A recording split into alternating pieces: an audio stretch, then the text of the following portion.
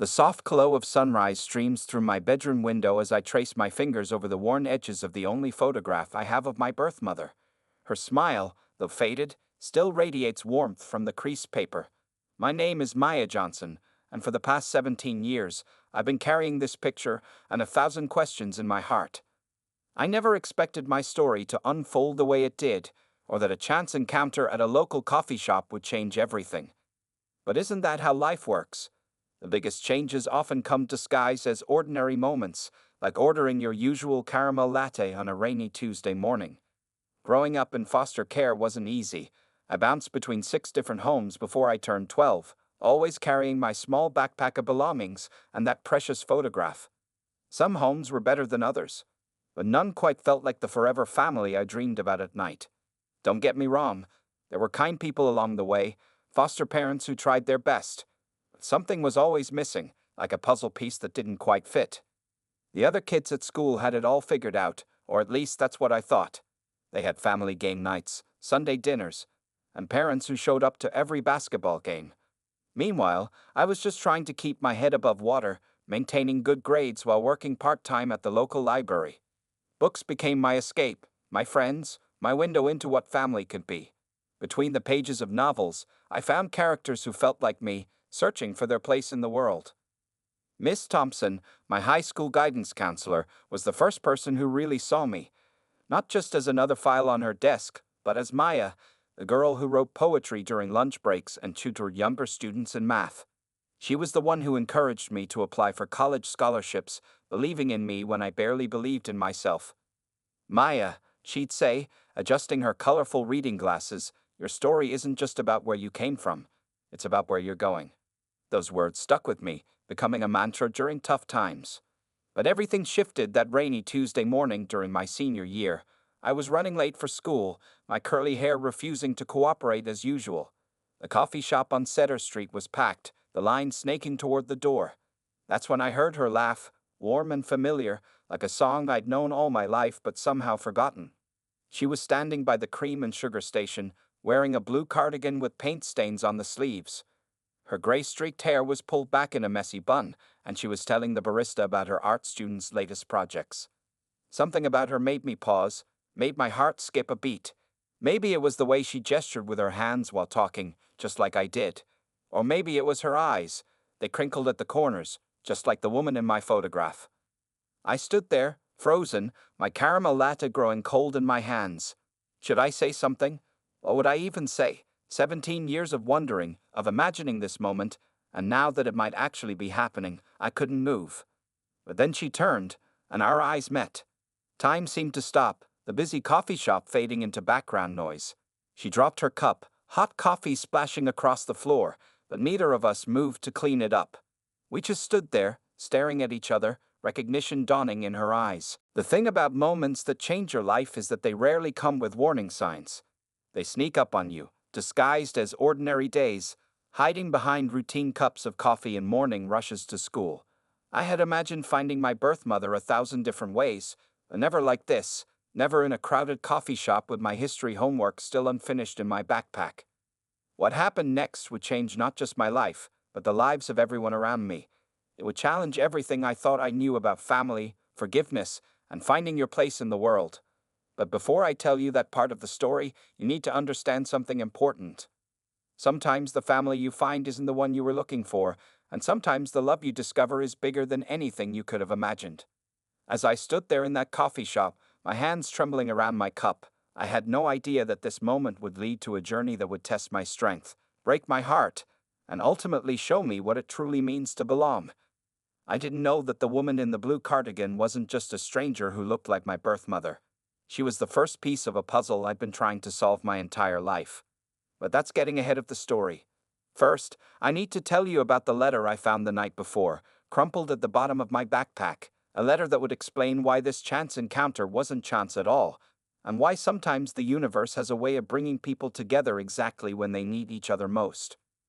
So grab a cup of coffee, get comfortable, and let me tell you about how I found my family, not just the one I was born into, but the one I chose, and the one that chose me back. Because this isn't just a story about finding my birth mother. It's a story about finding myself, about learning that family isn't always blood, and about discovering that love has a way of finding you, even when you've stopped looking for it. The rest of my school day passed in a blur. I sat through my classes, but my mind kept drifting back to that coffee shop scene, Sarah's paint-stained cardigan, Aunt Grace's protective stance, and the weight of the gallery's business card in my pocket. Miss Thompson noticed my distraction during our usual lunch meeting to discuss scholarship applications. "Maya," she said gently, "you're a million miles away today. What's going on?" I wanted to tell her everything, but how could I explain something I barely understood myself? Instead, I found myself asking her a question that had been nagging at me all morning. "Did you ever wonder why some of my paperwork was sealed? In my foster care files?" Miss Thompson's hand paused halfway to her coffee mug, her expression shifting slightly. "I did, actually. It's unusual for a case like yours to have restricted sections. I always assumed it had something to do with protecting your birth family's privacy." The way she said it, careful, measured, made me wonder if she knew more than she was letting on. But before I could press further, the lunch bell rang, and the moments slipped away.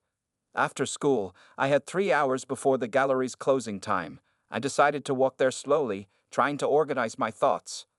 The gallery was in the artsy part of town, where old warehouses have been converted into studios and cafes. I'd passed by it countless times on my way to the library, never knowing it belonged to the aunt I didn't know I had. As I walked, I called Mrs. Martinez, my current foster mom. She'd been different from the others. Warmer, more patient. For the past 2 years, she'd given me the space to be myself while still making sure I knew I had a place at her dinner table. "I might be late for dinner," I told her. "I'm meeting some people about my birth family."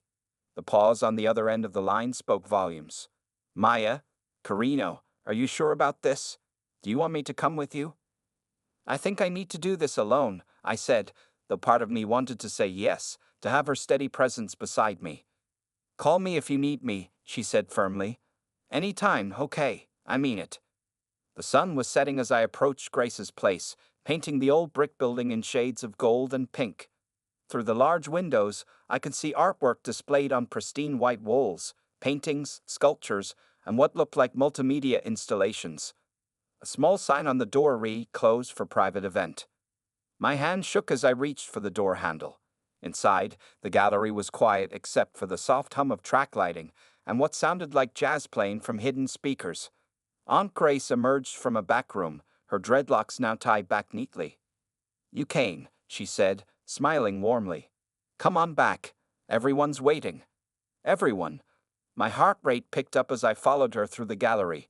We passed by artwork that seemed strangely familiar, abstract paintings that somehow reminded me of the patterns I doodled in my notebooks, sculptures that echoed the shapes I saw in my dreams.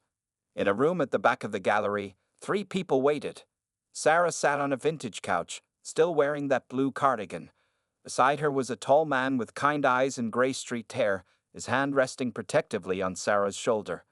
And in a wheelchair by the window sat an elderly woman, her silver hair arranged in neat cornrows, her dark skin glowing in the evening light. "Maya," the elderly woman said, her voice stronger than her frail appearance suggested. "I'm Eleanor, your grandmother, and I believe it's time you learned why our family was torn apart, and why we had to wait until today to bring it back together." She gestured to a chair across from her, and I sat down, aware that everyone was watching me. On the walls around us hung a series of paintings, all portraits. As I looked closer, I realized with a start that they were all of me, at different ages. Playing in a park at 6, reading on a school bench at 12, shelving books at the library last month. "You didn't just watch me," I whispered. "You painted me." Eleanor nodded, tears in her eyes. "It was the only way I could keep you close. But Maya, before I explain everything else, there's something you need to know about your mother, about Sarah." Sarah leaned forward, clutching the man's hand tightly. The story that followed would challenge everything I thought I knew about family, sacrifice, and the true meaning of protection. But as Eleanor began to speak, a noise from the front of the gallery made everyone freeze. "Hello," a familiar voice called out. "Maya, are you in here?" It was Miss Thompson, and from the sound of her footsteps, she wasn't alone. Eleanor and Grace exchanged alarmed looks, while Sarah went pale. "She's not supposed to be here," Eleanor said urgently. "Not yet." Not before you know the truth. But it was too late. Miss Thompson appeared in the doorway, and behind her stood a man in a suit, holding a file folder I recognized from the foster care office, the same folder that had all those sealed documents, all those hidden truths. "I'm sorry, Maya," Miss Thompson said, looking more serious than I'd ever seen her. "But there's something you need to know before they tell you their version of the story." The tension in the gallery was thick enough to touch. Everyone seemed frozen in place. Eleanor in her wheelchair, Sarah on the couch, Aunt Grace by the door, and Miss Thompson with the mysterious man in the suit. The portraits of my life watched silently from the walls, witnesses to whatever was about to unfold. "Robert," Eleanor said, her voice tight as she addressed the man in the suit. "I should have known you'd find a way to interfere." The man, Robert, stepped forward, his expression grim but not unkind. "Eleanor, you knew this day would come. The agreement was clear. Maya needs to know everything, not just your side of the story." I looked between them, trying to understand. "You know each other?" Miss Thompson moved closer to me, placing a gentle hand on my shoulder. "Maya, Robert was the social worker assigned to your case 17 years ago. He's the one who sealed those documents in your file." Sarah stood up suddenly, her paint-stained cardigan catching the evening light. "You have no right," she said, her voice shaking. We all agreed, that when Maya turned 18. "She's 3 months away from 18, Robert interrupted. "And things have changed. The law has changed. She has the right to know now, especially given what's in those documents." My head was spinning. Everyone in this room seemed to know more about my life than I did. The paintings on the walls felt like they were closing in, different versions of myself staring back at me, asking the same questions I was. "Know what?" I demanded, standing up. My voice came out stronger than I expected. "All of you, you've been watching me, painting me, making decisions about my life for 17 years. I deserve to know why." Eleanor wheeled her chair forward, reaching for my hand. "Maya, honey, we were trying to protect you. Your mother—" "I am her mother," Sarah interrupted, tears streaming down her face. "But it's more complicated than that." The tall man who had been sitting with Sarah finally spoke. "Maybe we should all sit down. This story, it needs to be told in order." "Dr. James is right," Robert said, holding up the file. "And these documents, they tell a story that changes everything you thought you knew about your family, Maya." Miss Thompson squeezed my shoulder. "That's why I came. When I saw the gallery's name on that business card that fell from your bag at lunch, I knew. I worked with Robert back then. I knew this day would come, but I didn't expect it so soon." Aunt Grace moved to the center of the room, her gallery owner confidence taking over. "Let's all sit down. Maya deserves to hear all of it. The court orders, the protection program, the real reason for the separation." Protection program? Court orders? My knees felt weak, and I sank back into my chair. The jazz music still played softly in the background, an oddly peaceful soundtrack to this moment of chaos. "Start with the fire," Robert said quietly. "Eleanor, tell her about the fire." The color drained from Sarah's face, and Dr. James wrapped an arm around her shoulders. Eleanor's hands trembled in her lap, but her voice was steady when she spoke. "The fire that made you an orphan," she said. "It wasn't an accident, and you weren't the only baby in that nursery that night." My heart stopped. "What do you mean, wasn't an accident?" Sarah stepped forward, rolling up her sleeve. In the gallery lighting, I could see old burn scars tracing patterns up her arm. "I wasn't just there that night, Maya. I was one of the nurses. And the reason you went into foster care, the reason we had to stay away, it was because they thought the fire was meant for you." Robert opened his file, pulling out a yellowed newspaper clipping. The headline read, "Hospital nursery fire claims 3 lives, infants safely evacuated."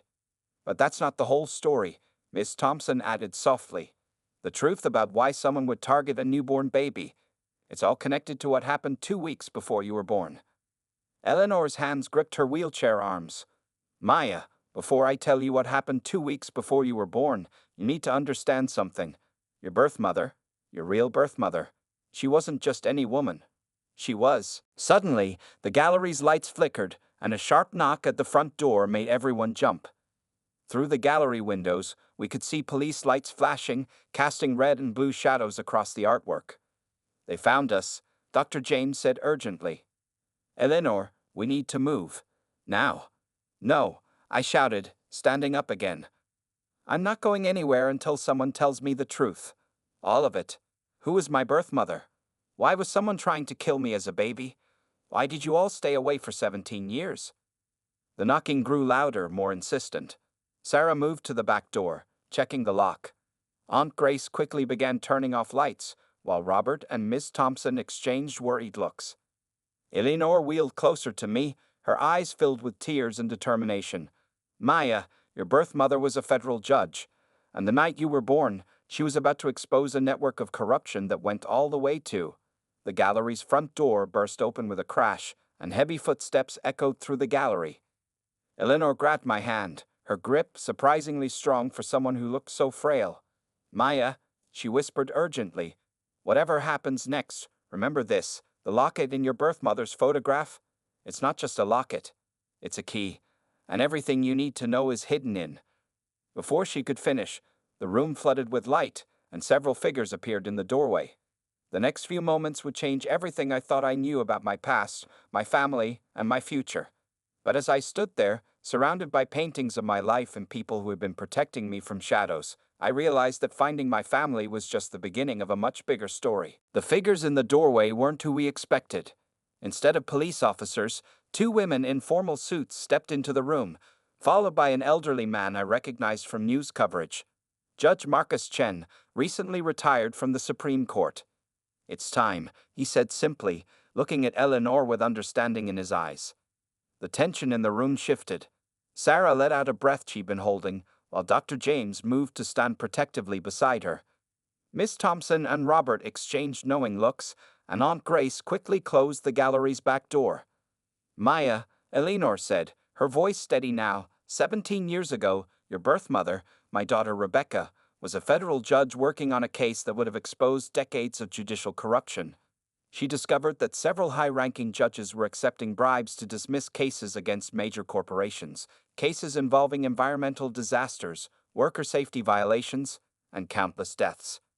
Judge Chen stepped forward. Rebecca was my protégée. She had gathered enough evidence to bring down dozens of corrupt officials, but someone leaked that she was about to testify. The night you were born, Sarah continued, tears in her eyes. I was the nurse on duty. Rebecca had just finished recording her testimony on video when she went into labor.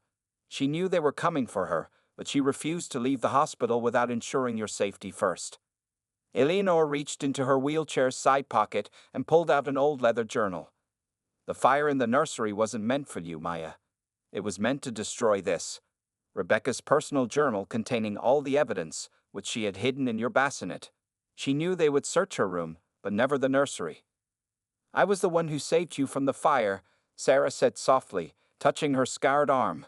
But Rebecca, she made me promise something before she died. She made me promise to become your legal guardian, to hide you in plain sight as my daughter until it was safe. The two women in suits stepped forward. We're from the Federal Witness Protection Program, the taller one explained.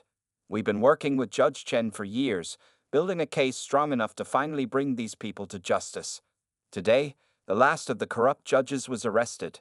My hands trembled as I pulled out the photograph of my birth mother, the one I carried all these years. I looked more closely at the locket she wore. Eleanor said this was a key. Judge Chen nodded.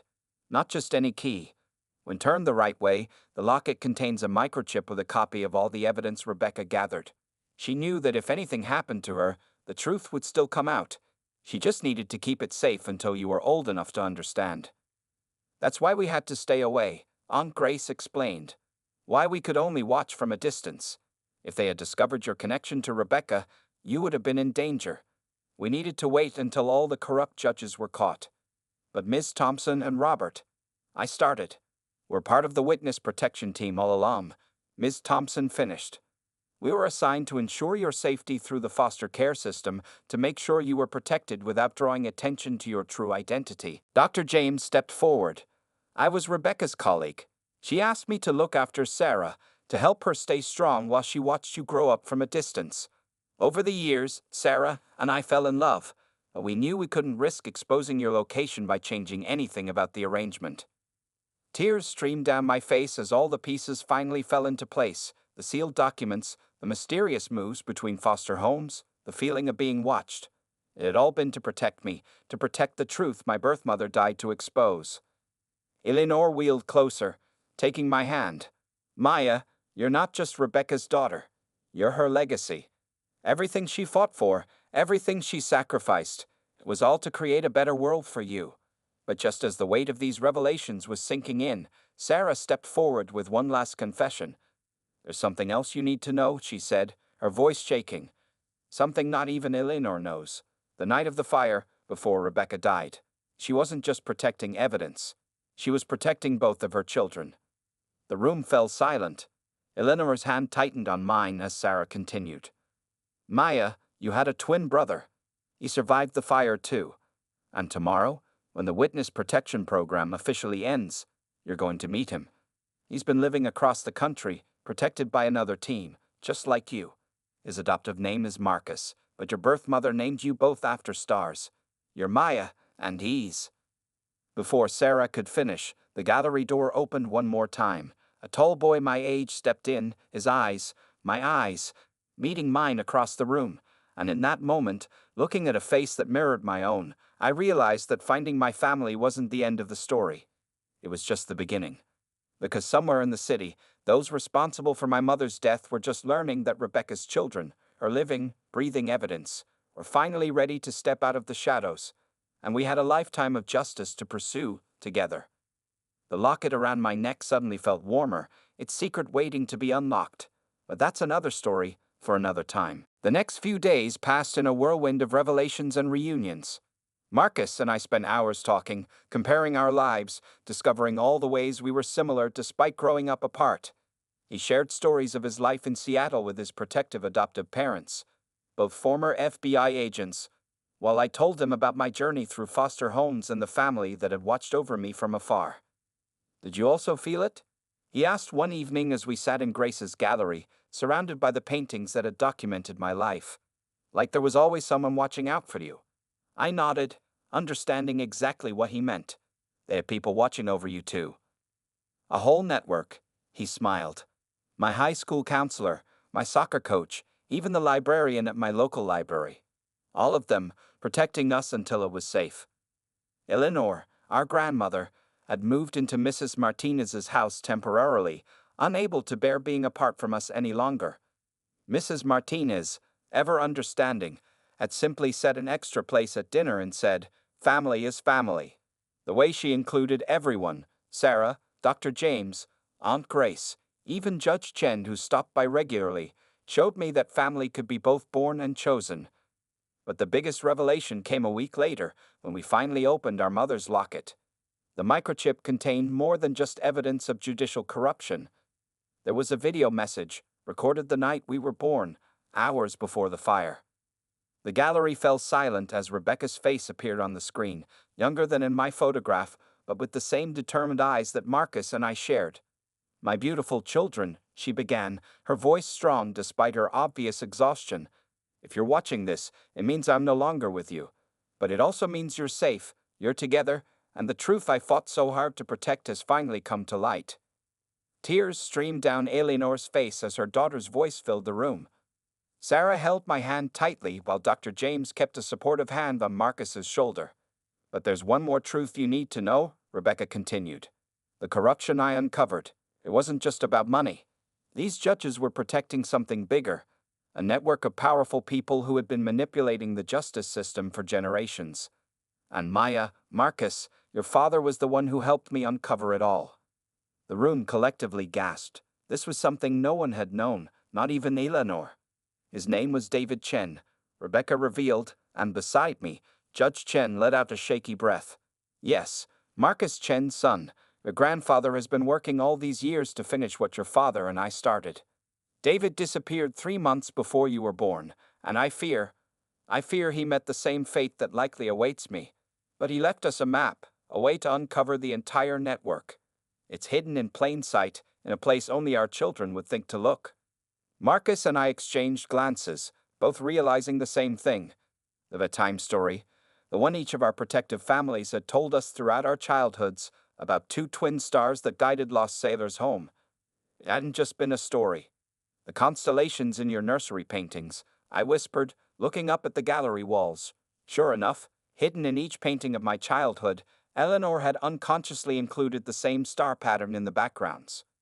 Dad's star maps, Marcus added, pulling out his phone to show childhood photos of his room in Seattle, decorated with the same celestial pattern. Judge Chen stepped forward, finally ready to share his own truth. Your father encoded everything into a star chart. We've been adding to it, year by year, case by case. But we needed both of you to complete the pattern. Two perspectives, two lives, two sets of coordinates.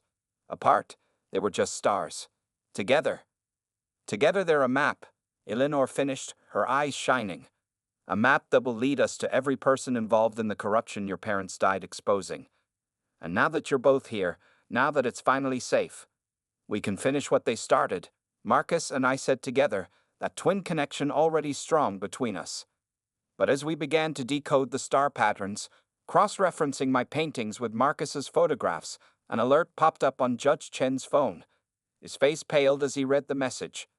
Someone just accessed Rebecca's sealed case files, he said urgently. Someone high up in the Justice Department. Someone who shouldn't have that clearance. Sarah quickly moved to lock the gallery doors, while Dr. James pulled down the security shutters. The paintings suddenly felt less like memories and more like pieces of a puzzle we were racing to solve. Maya, Marcus, Eleanor called, her voice steady despite the fear in her eyes. There's something else in that locket. Something your mother never told anyone about. A key to a safety deposit box in a bank in Switzerland. Inside it, the gallery lights flickered, and somewhere in the distance, sirens began to wail. But this time, we weren't afraid. This time, we were ready. Because we weren't just Rebecca's children anymore, we were her legacy, her evidence, her truth made flesh and blood. And as Marcus and I stood together, surrounded by our newfound family and the ark that had secretly protected us all along, we knew that our story wasn't ending. It was evolving. The twin stars were finally aligned, and somewhere out there, our father's last message was waiting to be found. The corrupt judges were just the beginning. The real conspiracy, the one our parents died protecting us from, was about to be exposed. But that's a story for another day, another video. For now, just remember, sometimes the family you find isn't just the one you're born into or the one that chooses you. Sometimes, family is a constellation of souls, each one a star helping to light the way home.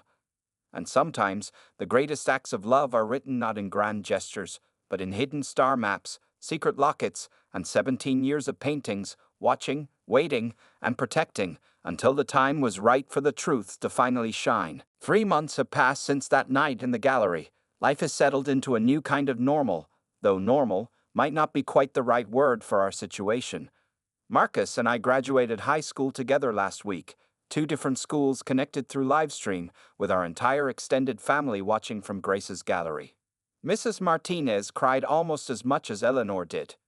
The safety deposit box in Switzerland turned out to contain more than just evidence. Our father, David Chen, had left letters for us, dozens of them, written in the months before he disappeared. Each one told us a piece of his and our mother's story, their fight for justice, and their dreams for our future. But more importantly, the letters showed us who they were as people, their hopes, their fears, their boundless love for the children they would never get to raise. Your mother used to sing to you both, one letter read. Even before you were born, she would sit in her office after hours, reviewing case files and humming lullabies. She always said that you would grow up to change the world, just like the twin stars in your favorite bedtime story. The corruption network our parents uncovered is being dismantled, piece by piece. Judge Chen leads the task force, working closely with federal prosecutors who weren't even born when this all began. Sarah and Dr. James provided crucial testimony about the night of the fire, finally able to tell the full truth after 17 years of silence. Aunt Grace transformed her gallery into a community center for foster children, inspired by my journey. The walls still hold Eleanor's paintings of my life, but now they're joined by artwork from dozens of other children, each piece telling a story of resilience and hope. She says art has a way of healing wounds we didn't even know we had. Mrs. Martinez officially became my legal guardian until I turn 18 next month. Though, as she puts it, my casa es tu casa, forever and always. Her house has become our family's gathering place, where the smell of her famous enchiladas mingles with Eleanor's stories and Marcus's laughter every Sunday evening. Miss Thompson retired from school counseling but started a foundation helping foster children connect with their biological families when safe and possible. She works closely with Robert, who has become an advocate for reforming the Witness Protection Program to better support separated families. As for Marcus and me, we're heading to college in the fall, the same college, of course. We've had enough of being apart. He's studying criminal justice while I'm focusing on art and law, carrying forward both our mother's passion for justice and our grandmother's gift for telling stories through art. The star map we decoded led to more than just evidence. It led us to a network of people our parents had trusted, people who had spent years gathering information, waiting for the moment when Marcus and I would be ready to continue their work. Some of them were judges, some were journalists, and some were ordinary people who had lost loved ones to the corruption our parents fought against. But perhaps the most surprising discovery was what we found in the attic of Judge Chen's summer house, our father's research lab, untouched since the night he disappeared. Among his papers and star charts, we found something that changed everything, proof that he might still be alive. The last entry in his journal, dated just 3 weeks ago, contains a series of coordinates and a simple message. The stars are finally aligned. Find me where the twin constellations meet. That's why I'm making this video, sharing our story with the world. Because somewhere out there, our father might be watching. And just like our mother's truth finally came to light, just like Marcus and I finally found each other, maybe this story has one more chapter waiting to be written. They say that stories about finding your family are always about finding yourself, but sometimes they're also about finding the courage to keep searching, keep hoping, keep fighting for truth and justice, even when the odds seem impossible. So if you're out there, Dad, if you're watching this, your twin stars are shining brighter than ever, and we're ready to follow your map home. To everyone else watching this video, remember, family isn't just about blood or circumstance. It's about the people who protect you, who paint your story when you can't tell it yourself, who hold on to hope, even in the darkest nights. Sometimes it's the family you're born into, sometimes it's the family that chooses you, and sometimes, if you're really lucky, it's both. Our story isn't over. In many ways, it's just beginning. But for now, I want to thank you for listening, for being part of this journey. Every share, every comment, every person who helps spread this story brings us one step closer to finding our father, to completing the work our parents started. Because at the end of the day, that's what family does. We carry on each other's legacies, we fight for each other's truths, and we never, ever give up on finding our way home.